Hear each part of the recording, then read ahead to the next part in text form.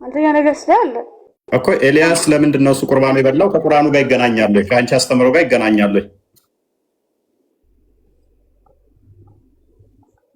እውነተኛ አምላክ እንደገለጸለት እንትን ለማለት አይደለ እንዴ? አሁን ክህደት ላይ ከአንቺ ቁርአን ጋር ይገናኛል ወይ? እንደነበረ ያሳያል። በአይሁዶች መጽሐፍ ላይ እንዳለ ያሳያል። አይደለም፣ አያሳይም። ክፍሉ ያልሽ አይደለም። ለምን የሚደርበው እንትንሽ ስልክሽ እንትን ይላል። አይ ቲንክ ፎይ ስትመል ሚውት አርግሺ ልታወሪ ስትይ ሚውት አንሺ፣ ያስተጋባል ስልክሽ። ቀጥል ቦስ። ያ የኤልያስ ታሪክ ኤክሰፕሽን ነው። ኦኬ ኤልያስ እንግዲህ የበዓል ነቢያቶች ጋር ራሱ ነው ይሄንን ቻሌንጅ ያቀረበላቸው። ህዝቡ አላምን ብሎ ኤልያስ አንተ ነብይ አይደለህም አናምንህም፣ ቅድሚያ እሳት ከሰማይ አምጥተህ ትብላና ቁርባንህን ያኔ ነው ምናምንህ ብለው አይደለም። ቁርአኑ ላይ ምንድነው የሚለው? ግን አንድ ነብይ እሳት ከሰማይ መጣ እስካልበላችን ለቁርባኑን ድረስ ላናምን ታዘናል ነው። ኤልያስ ግን ምንድነው እሱ የበዓል ነቢያቶች በዓል ታውቃላችሁ፣ በዓል ነቢያቶች ትንቢተ ኤርምያስ ምዕራፍ 19 ከቁጥር 4 እስከ 5 ህፃናትን ህፃን ልጆቻቸው የሚያርዱ ናቸው። አስቀድሞ እግዚአብሔር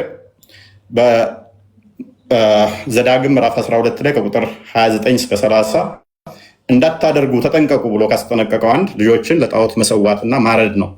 እግዚአብሔር ወደ ልቤም ወደ ሀሳቤም ያልመጣውን ልጆቻቸውን ለበዓል ለሞሎክ ይሰዋሉ ብሎ ያላቸው እነኚህ የበዓል ነቢያቶች ራሳቸውን ብልታቸውን የሚሰልቡ በመሰዊያው አካባቢ እያነከሱ እያሸበሸቡ የሚዞሩ ናቸው እና ታሪኩ መለስ ብላችሁ ስታነቡ አስቀድሞ ነቢያቶችን ሲገሉ የነበሩ ናቸው። ነቢያቶችን ገደሉ። ኤልያስ ግን መጨረሻ ላይ ወደ 450 የሚደርሱ የበዓል ነቢያቶች ጋር ተወዳደራቸው ማለት ነው። እያሳቱ ህዝቡን በእንደዚህ አይነት ሁኔታ ልጆቻቸውን ለበዓል እንዲሰዉ እያደረጉ ስለነበረ የእናንተ አምላክ እውነተኛ ከሆነ ምን አድርጉ አላቸው? መስዋዕትኛ እኔም ላቅርብ እናንተም አቅርቡ። ቻሌንጅ ነው የሰጣቸው። ክፍሉ ሜይ ቢ ማንበብ ይቻላል። ጥሩት፣ አምላካችሁን ጥሩ፣ እኔም ልጥራ፣ የማንኛው ትክክል መሆኑን ይለያል አላቸው። ነቢያቶቹን ማለት ነው። ህዝቡን አይደለም። ህዝቡ አስቀድሞ አንተ ነቢይ አይደለም አናምንህም ብለው ሳይሆን ኤልያስ ራሱ ግን እነኛን የበዓል ነቢያቶችን ሐሰተኛ መሆናቸውን ለማሳየት ምን አደረገ? ኢየሱስም የበዓል ነቢያትን እናንተ ብዙዎች ናቸው። ወይ መለስ አድርገው ትንሽ ዝቅ አድርገው ቁጥር 23 አካባቢ ላይ ቁጥር 22 ኤልያስ ህዝቡን ሁሉ እግዚአብሔር ነቢያት እኔ ብቻ ቀርቻለሁ፣ የበዓል ነቢያት ግን 450 ሰዎች ናቸው። እነኚህ የእግዚአብሔር ነቢያትን እየገደሉ የጨረሱ ናቸው፣ ሐሰተኞች የበዓል ነቢያቶች ማለት ነው። ስለዚህ እኔ ብቻዬን ቀርቻለሁ። ስለዚህ እነሱ 450 ናቸው። ሰው እንዲያውቅ ምን እናድርጋላቸው? 2 ወይፈኖች ይስጡን፣ ከእነርሱም አንድ ወይፈን ይምረጡ፣ እየበለቱም ይቁረጡት፣ በእንጨትም ላይ ያኑሩት፣ በብብታቸውም እሳት አይጨምሩ። እኔም ሁለተኛውን ወይፈን አዘጋጃለሁ፣ በእንጨቱም ላይ አኖረዋለሁ፣ በብብቶቹም እሳት አልጨምርም። እናንተም የአምላካችሁን ስም ጥሩ፣ እኔም የእግዚአብሔርን ስም እጠራለሁ። ሰምቶም በእሳት የሚመልስ አምላክ እርሱ አምላክ ይሁን። ሕዝቡም ሁሉ ይህን ነገር መልካም ነው ብለው መለሱ። ኤልያስም የበዓልን ነቢያት እናንተ ብዙዎች ናችሁና አስቀድማችሁ አንድ ወይፈን ምረጡና አዘጋጁ፣ የአምላካችሁንም ስም ጥሩ፣ በብብታችሁም እሳት አትጨምሩ አላቸው። ወይፈኑንም ወስደው አዘጋጁ። ከጠዋትም እስከ ቀትር ድረስ በዓል ሆይ ስማን እያሉ የበዓልን ስም ጠሩ። ድምፅም አልነበረም፣ የሚመልስም አልነበረም።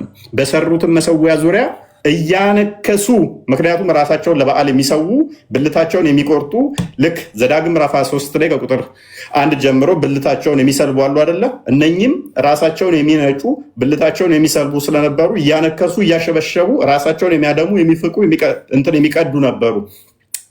ኦኬ የቱ ጋር ነበርኩ? በቀትርም ጊዜ ኤልያስ ዙሪያ እያነከሱ ያሸበሽቡ ነበረ። በቀትርም ጊዜ ኤልያስ አምላክ ነውና በታላቅ ድምፅ ጩሁ። ምናልባት ሐሳብ ይዞታል፣ ወይንም ፈቀቅ ብሏል፣ ወይንም መንገድ ሄዷል፣ ወይንም ተኝቶ እንደሆነ መቀስቀስ ያስፈልገዋል እያለ አላገጠባቸው። የበዓል ነቢያቶች ሐሰተኞች ስለሆኑ ኤልያስ ሐሰትነታቸውን ለማረጋገጥ እነኛ ውሸታም መሆናቸውን ኤልያስ ራሱ ነው ቻሌንጅ ያደረጋቸው። ህዝቡ አንተን አናምንህም፣ ቅድሚያ እሳት አምጣና ንይህ ብለው ሳይሆን ኤልያስ ራሱ እነኛን ሐሰተኛ ነቢያቶች እንደዚህ ሊያዋርዳቸው ስለፈለገ ነው። ኦኬ። በታላቅ ቃል እየጮሁ እንደ ልማዳቸው ደማቸው እስኪፈስ ድረስ ገላቸውን በካራ በቀጭኔ ይዋጭሩ ነበር። እንደ ልማዳቸው ኢንሴንስ ራሳቸውን ለበዓል የመሰዋት ልምድ ነበራቸው። ብልታቸውን ሳይቀር ይሰዉ ነበረ። አንዴ። ስለዚህ በታላቅ ድምፅ እየጮሁ እንደዚህ ያደርጉ ነበረ። ኤልያስም ኦኬ ቀትርም ካለፈ በኋላ መስዋዕት ሰርክ እስኪደርስ ትንቢት ይናገሩ ነበር። ድምፅም አልነበረም፣ የሚመልስና የሚያደምጥም አልነበረም።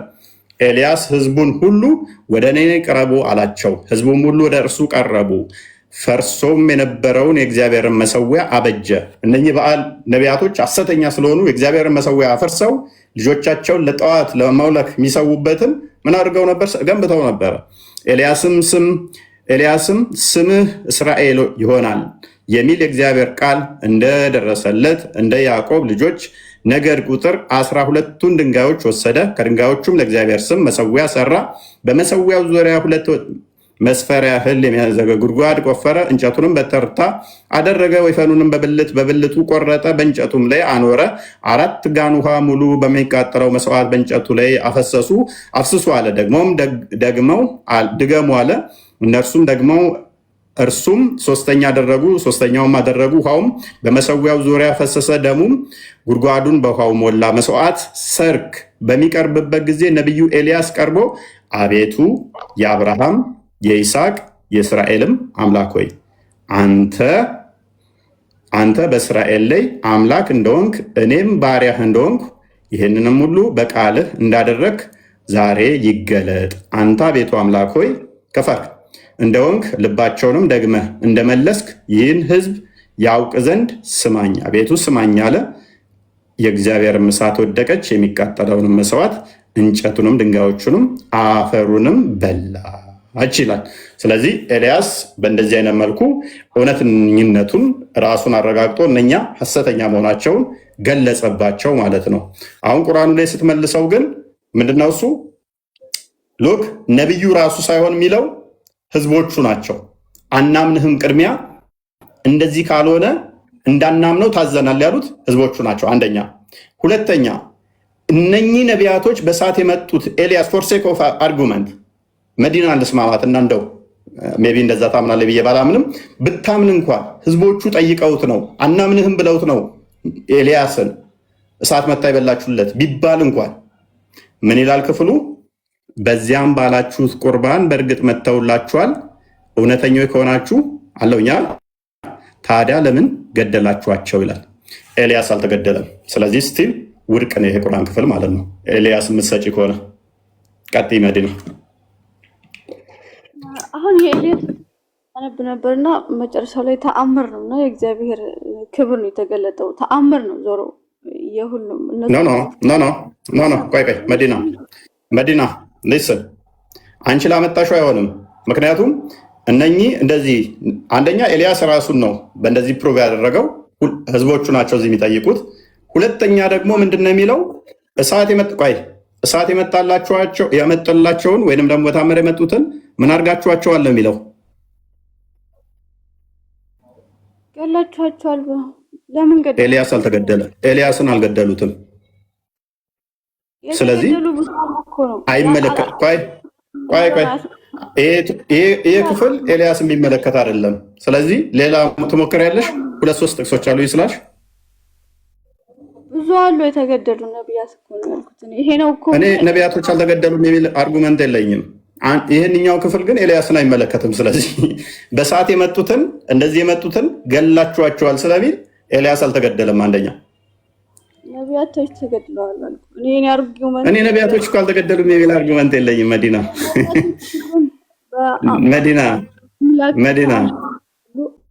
መዲና ፕሊዝ ማቴዎስ ወንጌል ምዕራፍ 24 ላይ እኮ ክርስቶስን ተናግሯል እኮ ነቢያቶችን ሲገሉ እንደነበረ መጽሐፍ ቅዱስ ይናገራል እኮ። እኔ ነቢያቶችን አልገደሉም የሚል አርጉመንት የለኝም። ነገር ግን ህዝቡ ነቢይ አይደለህም አናምንህም፣ ቅድሚያ ሰዓት መታ እስካልበላችልህ ድረስ ተብሎ ከዛ ሰዓት መታ በልታለት ከዛ በኋላ ያንን ነቢይ የገደሉት በመጽሐፍ ቅዱስ በተውራት ውስጥ ሽታውም የለም። ካለ ማስረጃ ሞክሪ። ይሄ እኮ ነው ይሄ በስም በግልጽ ስላልተገለጸ እንትኑን ነቢያቶች በግልጽ ማስረጃ አልመጡም። ምን ያሳያል? ለምን መሰለሽ መዲና ታዘናል ነው የሚለው አይደለ? ክፍሉ ሙሐመድ እውነተኛ ነቢይ ቢሆን ኖሮ ማለት ያለበት ምን መሰለሽ? የት ቦታ ነው የታዘዛችሁት ነው እንጂ ማለት ያለበት አንደኛ ያልታዘዙትን ታዘናል ሲሉ እየዋሹ እንደሆነ ማጋለጥ ነበረበት። እውነተኛ ነቢይ ከሆነ አልታዘዙማ፣ ውሸታቸው ነው እኮ ያን ውሸታቸው ማጋለጥ ነበረበት። ግን ሙሐመድ ምንድን ያደረገው? እውነት አስመስሎ ተቀበለውና አዎ ልክ ነው መጥተዋል በእንደዚህ ግን እነኝን የመጡትን ደግሞ ገላችኋቸዋል አለ። ድምዳሜ ላይ አደርስም እኮ ነው የምልህ። ያንን በዛ ተአምር አለመምጣታቸውን ድምዳሜ ላይ አደርስም። አምላክ መዲና ሃው ቁርአኑ እኮ ኮንፊርም አደረገላቸው እኮ ተቀበላቸው እኮ ተስማማ እኮ የመጡ አሉ ማለት ነው። የግዴታ እኮ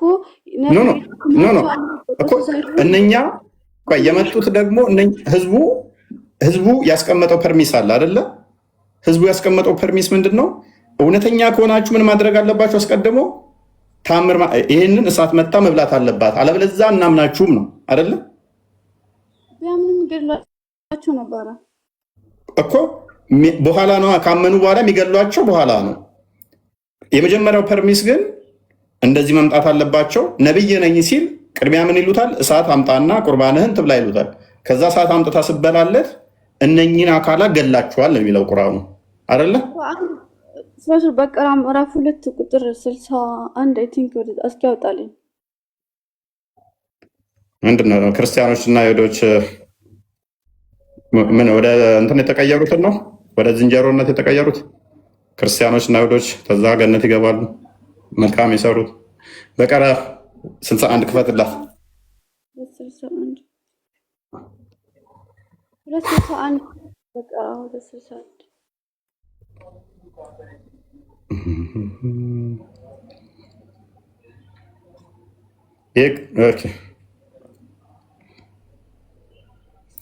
ሙሳ ሆይ በአንድ አይነት ምግብ ላይ በፍጹም አናታገስም።